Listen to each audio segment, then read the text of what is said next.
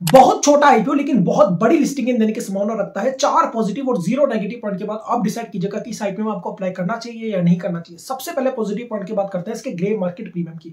इसका grey market premium 12 रुपए का चल रहा है जब मैं वीडियो शूट, क्योंकि इसका एक लॉट 277 शेयर का है, तो अगर आप इसको मल्टीप्लाई करेंगे तो 3324 रुपए का प्रॉफिट आपको दिखाई देगा। अब आप कहेंगे कि ये पॉजिटिव पॉइंट कैसे है, क्योंकि ग्रे मार्केट प्रीमियम तो इतना ज्यादा नहीं दिखाई। जब आप इसका सेकंड पॉजिटिव पॉइंट समझेंगे तब आपको समझ में आएगा कि ये पॉजिटिव पॉइंट क्यों है। इसका सेकंड पॉजिटिव पॉइंट है इसका टोटल इशू साइज 71.28 करोड़ रुपए है, यानी कि ये बहुत छोटा इशू साइज है। अब ये बहुत छोटा इशू साइज होने से इसको क्या बेनिफिट देखने को मिलेगा, आप सोचकर देखिए कि देश में ऐसे कितने सारे लोग हैं जिनके पास 100 करोड़ रुपए है। ऐसे बहुत सारे लोग आपको देखने को मिलेंगे। इसका आईपीओ बहुत छोटा है, 100 करोड़ से भी कम, यानी कि 71 करोड़ रुपए का, यानी कि इसको भरना बहुत ज्यादा आसान होगा, यानी कि मल्टीपल टाइम्स बार भरेगा। तो आईपीओ जितनी बार भरेगा उतनी ज्यादा इसकी डिमांड देखने को मिलेगी, और ग्रे मार्केट प्रीमियम जो है वो डिमांड का काम करता है। तो अगर ये आईपीओ बहुत ज्यादा ओवर सब्सक्राइब हो जाएगा, इसका मतलब आपको लिस्टिंग डे तक आते आते इसकी ग्रे मार्केट प्रीमियम के अंदर भी डिमांड देखने को मिलेगी। तो इस बात की बहुत संभावना है कि यही ग्रे मार्केट प्रीमियम 12 रुपए से 30 रुपए, 40 रुपए और इवन 50 रुपए तक भी जाता हुआ आपको दिखाई दे सकता है। इसी पॉइंट के अंदर एक और पॉजिटिव पॉइंट निकल कर आता है कि जो टोटल इशू साइज है इसके अंदर 71.28 करोड़, यानी कि पूरा का पूरा इशू साइज फ्रेश इशू के अंदर रखा गया है, जो कि और भी ज्यादा अट्रैक्टिव बनाता है इस आईपीओ के अंदर।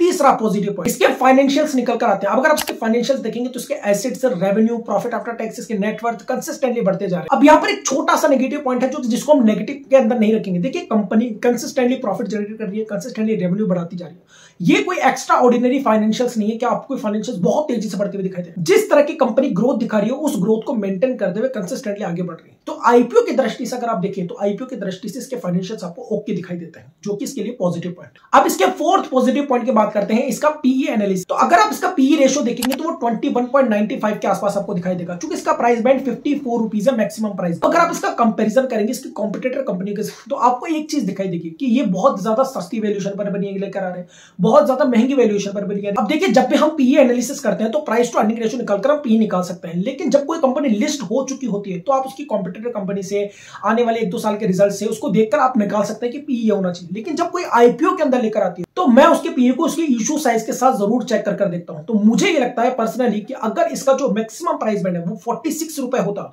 तो इसका प्राइस बैंड 18 रुपए और कुछ पैसे दिखाई देता, जो कि और भी ज्यादा अट्रैक्टिव होता। और इससे आपको बहुत बड़ा फायदा ये देखने को मिलता कि बहुत बड़ा माल या कह सकते बहुत बड़ा प्रॉफिट आपके लिए छूटता, जिससे इस आईपीओ में आपको ज्यादा मुनाफा देखने को मिले। लेकिन अगर हम फिर भी ओवरऑल पीई की बात करें तो ये बहुत ज्यादा कम तो नहीं है, लेकिन ठीक ठाक वैल्यूएशन पर अपने आईपीओ को लेकर आ रहा है। अब अगर हम इसके आरओई, आरओसी और आरओएनडब्ल्यू की बात करें तो ये 14-15 के आसपास आपको दिखाई देंगे। जैसे कि मैंने कहा कि इसके फाइनेंशियल्स बहुत तेजी से बढ़ते हुए नहीं दिखाई दे रहे हैं, तो इसके जो आरओई और आरओसी है वो काफी ठीक ठाक आपको दिखाई दे। अब इस आईपीओ की इंपॉर्टेंट डेट्स को समझने के बाद हम ये समझेंगे कि लिस्टिंग एंड के लिए आपको कितना सब्सक्रिप्शन देखना इस आईपीओ के अंदर बहुत ज्यादा जरूरी हो जाएगा। अगर आप कंपनी के काम को समझे तो कंपनी वायर की मैन्युफैक्चरिंग करती है, वायर्स की सेल करती है। इसके अलावा भी एफएमसीजी यानी कि फास्ट मूविंग इलेक्ट्रिकल गुड्स के अंदर भी कंपनी काम करती है। और एक और इंपॉर्टेंट चीज है जो मैं आपको बताना चाहता हूं, अगर इस वीडियो से आपको आईपीओ को समझने के अंदर, उसको एनालिसिस करने में बेनिफिट देखने को मिलता है तो प्लीज इस चैनल को सब्सक्राइब जरूर कीजिएगा। अब अगर हम इसकी डेट्स की बात करें, इंपॉर्टेंट डेट्स, तो यह आईपीओ 29 सितंबर से लेकर के 4 अक्टूबर तक ओपन रहेगा। 9 अक्टूबर को इसको आपको अलॉटमेंट देखने को मिलेगा, 10 अक्टूबर को आपको रिफंड देखने को मिलेगा, 11 तारीख को आपके डीमेट अकाउंट के अंदर शेयर्स आ जाएंगे और 12 अक्टूबर को इसकी लिस्टिंग देखने को मिलेगी। अब हम लिस्टिंग एंड की बात करते हैं, उसके लिए आपको कितना सब्सक्रिप्शन देखना अनिवार्य है।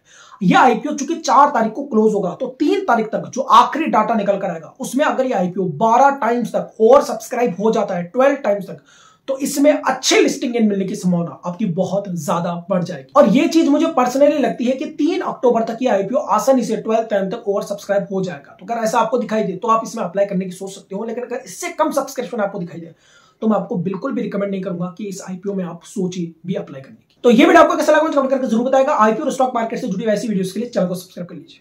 जय हिंद।